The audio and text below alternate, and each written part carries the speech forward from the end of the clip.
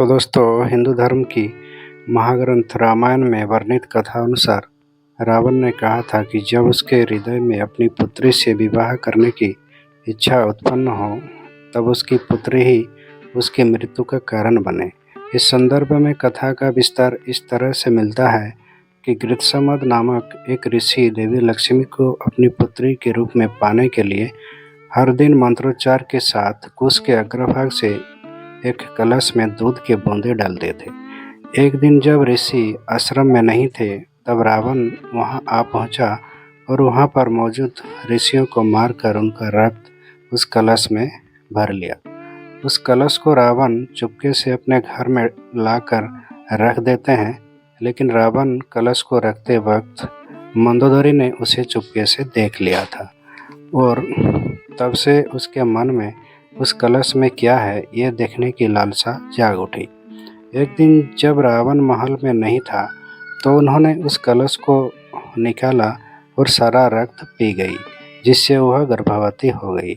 यह भेद किसी को पता न चले, इसलिए मंदोदरी लंका से दूर अपनी पुत्री को उस कलश में डालकर मिथिला भूमि में छोड़ आती है। उधर मिथिला राज्य में बारिश न होने की वजह से अकाल पड़ा हुआ था, तो अब ऋषियों ने राजा जनक को एक यज्ञ का आयोजन करने का सलाह दिया, जिससे वर्षा हो जाए और सारा चीज सामान्य हो जाए। ऋषि के सलाह अनुसार राजा जनक ने यज्ञ का आयोजन किया और उसके बाद से वर्षा होने लगा। एक दिन राजा जनक अपने खेत हल जोतने जा रहा था। उसी दौरान उनके हल के नुकीला भाग, जिसे सीत कहते हैं, किसी कठोर चीज से टकरा जाता है और हल अटक जाता है। तब राजा जनक उस स्थान की खुदाई शुरू कर देते हैं।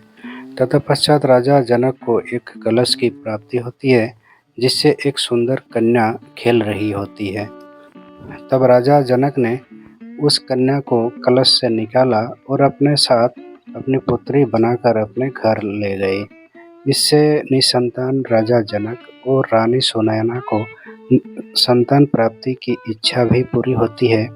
चूँकि हल के सीत से टकराने से वह कलश मिला था जिससे सीता प्रकट हुई थी, इसलिए उस कन्या का नाम सीता रखा गया। इस तरह से अप्रत्यक्ष रूप से सीता रावण की पुत्री कहलाती है।